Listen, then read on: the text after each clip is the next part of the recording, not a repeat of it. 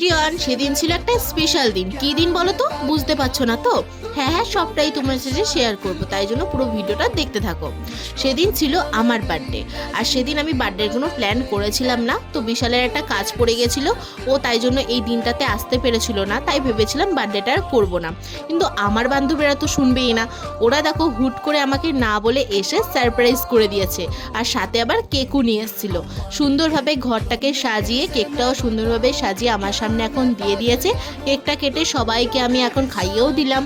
তো thank you Suparna, Sangeeta, আমার বার্থডেটা এত সুন্দরভাবে সেলিব্রেট করার জন্য। তো থ্যাংক ইউ, সবসময় এভাবে আমার পাশে থাকিস। তো দেখতেই পাচ্ছ, রাতে আবার খাবারের ডিনারের জন্য বানিয়েছিল বিরিয়ানি, যেটা তো আমার ভীষণ পছন্দের।